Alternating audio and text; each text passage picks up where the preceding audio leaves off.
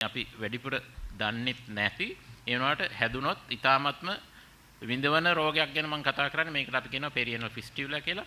අපේ සිංහල වහරේ මේකට කියනවා බගන්දරා කියලා. මොකද්ද මේ බගන්දරාවක් කියන්නේ? බගන්දරාවක් කියන්නේ අපේ ගුද මාර්ගයේ හෝ මහාන්ත්‍රය යම්කිසි බටයක් වගේ නලයක් මගින් වටේ තියෙන හැමට සම්බන්ධ වෙනවා. එතකොට ගුද මාර්ගයට අමතරව ගුද මාර්ගය ඇතුළත සහ පිටත යා කරන මාර්ගයක් තියෙනවා. ඉතින් මේ මාර්ගය සමහර වෙලාවට ගුද මාර්ගයේ පහළම කොටසේ වෙන්න පුළුවන්. සමහරක් වෙලාවට ටිකක් උඩින් වෙන්න පුළුවන්.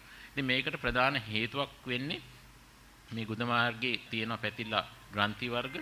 ඉතින් මේවා ඇතුළට විස බීජ මලපහවල විස බීජ තියෙනවා කොහොමදත් ගිහිල්ලා එතන හැදෙනවා සැරව ගෙඩියක්. ඒ සැරව ගෙඩිය අඩුම ප්‍රෙෂර් එකක් තියෙන පාත්‍රයකේ පුපුරලා යනවා. ඒ පුපුරලා යන එක හැම පැත්තට වුණොත් එහෙම කෙලින්ම බටයක් විදිහට එළියට කනෙක්ෂන් එකක් හැදෙනවා. ඉතින් මේකේ ප්‍රධාන ප්‍රශ්නේ තමයි මේක නිකන් තිබ්බට හොඳ වෙන්නේ නැහැ. ගුද මාර්ගය ආශ්‍රිත පොඩි ගැටයක් වගේ එකක් තියෙනවා. සැරින් සැරේ වතුර වගේ දේවල් එනවා. සමහර වෙලාවට මල පහත් කුඩා ප්‍රමාණ වලින් එන්න පුළුවන්.